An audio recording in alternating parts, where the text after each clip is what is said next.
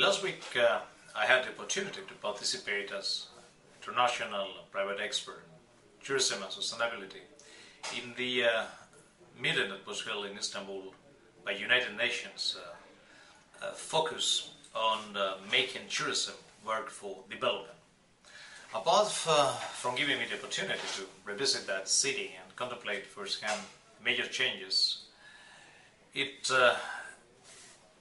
also made me feel really illuminated with the firm proposal that United Nations has to foster the coordination of the different agencies and to use tourism as a real game changer. Over the last 50 years, international tourism has grown to become one of the largest economic sectors in the world. Currently accounting for 5% of the world's GDPs, 1 in 12 jobs and 30% of the world's services export, tourism is a leading contributor to global growth and development. International arrivals in the world's least developed countries, LDCs, increased by an average of 11% a year between 1990 and 2009. And tourism is currently the first or second source of export earnings for nearly half of the LDCs. It's a major source of growth, employment and revenue. Tourism is increasingly recognized as having a decisive role in fighting poverty and achieving the United Nations Development Goals. Through its direct and indirect impact, tourism creates millions of jobs and attracts significant foreign exchange, investment and know-how, stimulates the local economy with a significant multiplier effect on many other sectors, and plays a vital role in fighting poverty and fostering development. Tourism, a transversal economic sector interacting with many other industries and services, can also contribute significantly towards the transformation to a green economy, an economy that results in improved human well-being and reduced inequalities over the long term, while not exposing future generations to a significant environmental risk and ecological scarcities. Despite tourism's proven contribution to foreign exchange, job creation and socio-economic development, low priority has so far been assigned to the sector in the Cooperation for Development agenda. Such low importance is particularly surprising given that tourism has been clearly identified by developing countries themselves as a priority for development.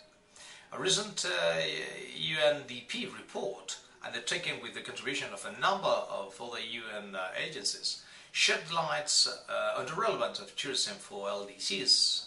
The analysis of 35 diagnostic trade integration studies and assessment of the competitiveness of a country's economy and the sector that are engaged or have the potential to engage in international trade identifies tourism as a priority sector for 90% of the LDCs.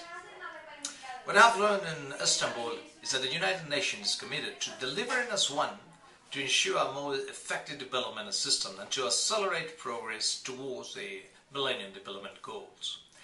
Against this background, on the initiative of United Nations WTO, 9 United Nations agencies and programs, ILO, ITC, SCTD, UNDP, UNEP, UNESCO, UNIDO, WTO, have come together to coordinate the tourism-related work and the United Nations Steering Committee on Tourism for Development, known as SCTD.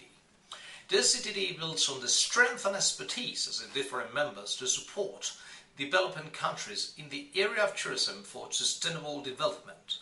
By joining forces, the 9 United Nations entities aim to deliver a more coordinated, effective and efficient technical assistance and support developing countries' needs by boosting tourism development potential for the poorest and most disadvantaged. The SCTD also aims to raise international awareness of tourism as an instrument for development and increase support for its mainstreaming in national, international development and poverty reduction strategies. The SCTD provides a specialized tourism system aimed to maximize tourism capacity to support countries in reaching their development goals while preserving the cultural and environmental assets. The services portfolio in tourism for development features a consolidation of the services available to LDCs and development countries, consisting of over 50 types of services organized around 4 pillars. Building good components and sustainability in all its dimensions: social development, economic growth, cultural and environmental protection, promoting investment in the tourism economy, fostering the poverty reduction impact in tourism, and encouraging human resources development. To facilitate the implementation of the tourism for development services, the SCTD has identified the Enhanced Integrated Framework, known as EIF, and Aid for Trade mechanism for LDCs as a key source of funding.